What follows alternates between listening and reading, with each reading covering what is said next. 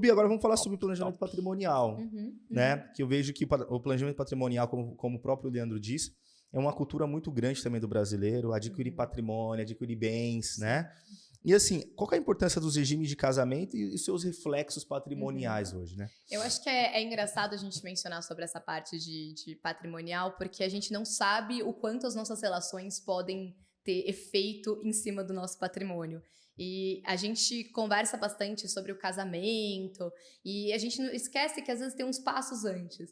Então, a própria união estável que a gente conversa, que hoje tem essa equiparação com o casamento, ela também tem efeitos patrimoniais que a gente tem que tomar cuidado.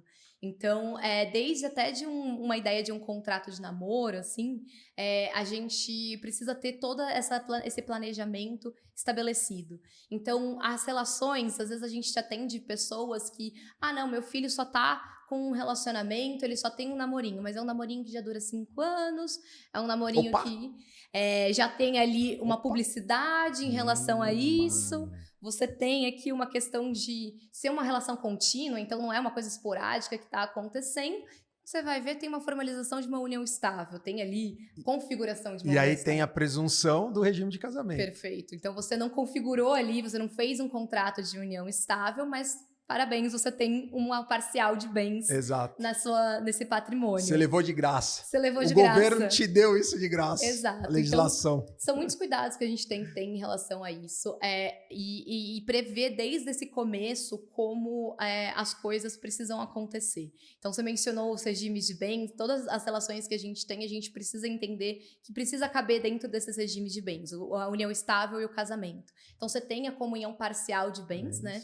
Que é o regime comum, que é o regime que, se você não faz nada, se você não faz um acordo antinupcial, se você não faz... E que detalhe, no passado o regime era universal. Exato. Eu tenho muitos clientes que, né, eu pego e falo, mas como assim? Era universal. Não era a opção... Você tinha, só que a de eleição era a universal. Hoje já é a parcial, né? Exato. E, de novo, às vezes você ter a ignorância em relação ao assunto, você não se planeja, você não sabe que o seu regime de parcial de bens é um regime que vai mudar bastante a partir do casamento. Você vai ter aqui aquele patrimônio que é anterior ao casamento, que é o patrimônio individual, e você vai ter o patrimônio comum, que é o que vocês vão construir juntos ali de maneira onerosa. Isso tem efeitos. Se tem uma dissolução, se tem um divórcio, aquele patrimônio comum vai precisar ser dividido igualmente. Sim. 50% para cada, certinho.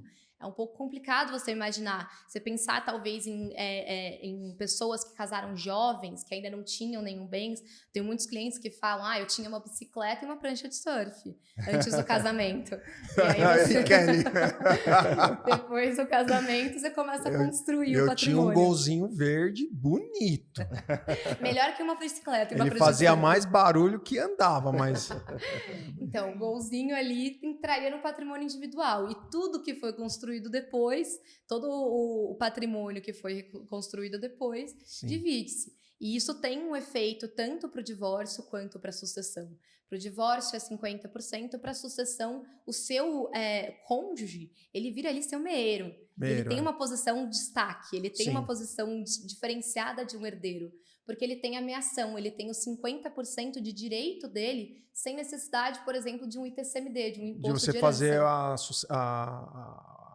a transferência, né? Exato, já é um direito próprio dele. E, obviamente, os outros 50% vão ser divididos com o restante dos herdeiros. Então, aqui a gente considerando os filhos desse casamento, eventualmente ascendentes, na ausência desses descendentes. Então, você pode ter aqui uma configuração que precisa ser analisada.